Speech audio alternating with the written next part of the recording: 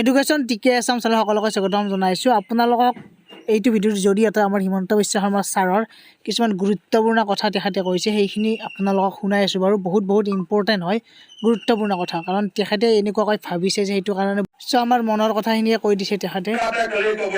নিবনুৱা যুৱকে ভোট দিয়ক, কাৰণ তেওঁলোকৰ কাৰণে মই জাতি ধৰ্ম বৰ্ণ নিৰ্বিশেষে কাম কৰোঁ।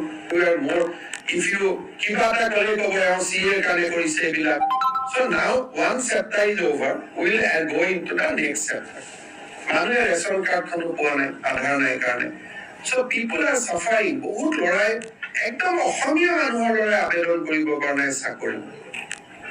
মোক কয় মই কি কৰিম, কাৰণ কিবা ক'লে মানুহে ক'ব এওঁ চিএ ছাপৰ্ট কৰে। Now finally this debate is over.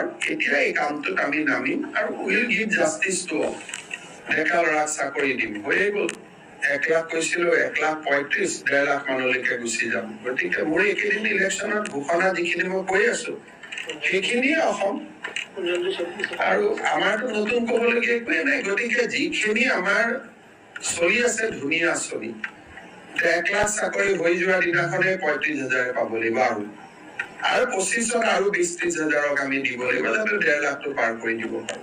গতিকে মোৰ ঘোষণাখন আছে আৰু এইকেইদিন মই ঘোষণাখন গায়ে আছো। মোৰতো পইণ্টটো ভেৰি ক্লিয়াৰ যে যোনে বহু বিবাহ কৰে, যোনে বাল্য বিবাহ কৰে তাৰ ভোট মোক নালাগে, মইতো কৈয়ে থওঁ। কিন্তু এতিয়া মহিলা, শিশু, বিশেষকৈ মাইনৰিটিৰ ছোৱালী আৰু নিবনুৱা ডেকা ল'ৰা, মহিলাই মোক ভোট দিয়ক মই ভাল পাম, ছোৱালীয়ে মোক ভোট দিয়ক ভাল পাম, নিবনুৱা যুৱকে ভোট দিয়ক, কাৰণ তেওঁলোকৰ কাৰণে মই জাতি ধৰ্ম বৰ্ণ নিৰ্বিশেষে কাম কৰোঁ। আৰু অসমত আছে কি আবেদন কৰিবৰ কাৰণে? এটা ইণ্ডাষ্ট্ৰি নাই, এটা হেৰি নাই, এটা মাটি নাই মানুহৰ। কি আমি কৰিছো কিয়? আজিৰ পৰা 10 বছৰ পিছত আবেদন কৰিব যদি ইলেক্ট্ৰনিক চিটি হৈ যায় অসমত ছেমি কণ্ডাক্টৰ হাব হৈ যায়, এতিয়া কৰিব। আজিনো ইয়াত আছে কি কৰিবৰ কাৰণে? আমি নিজে নিজৰ ওপৰত থৈ দিছো যে অসমতে এতিয়া কৈছে চাহ বাগিচাত আহি সোমাব। বাগিচা লেবাৰ, মানুহে বাগিচাৰ দৰমহা ইমান কম যে they are migrating to Karnataka. মই বেংগলোৰত যাওঁ, হলত সোমাবই নোৱাৰো, কোনো দোকান পোহাৰ হোটেল চব অসমৰ দৰে আগুৰি ধৰে। ক'ৰ বাগানৰ পৰা? এতিয়া যি বাগানত আমাৰ উপাৰ্জনে নাই, সেই বাগানত কোনোবাই আহিব নেকি?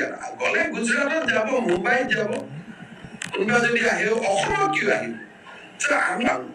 I think all these issues we have to resolve it. Now it is a better time. Earlier we were more, কিবা এটা ক'লে ক'ব চিএৰ কাৰণে কৰিছে এইবিলাক। So now one chapter is over, we will go into the next chapter. Finally this debate is over. এতিয়া এই কামটোত আমি নামিম আৰু will give justice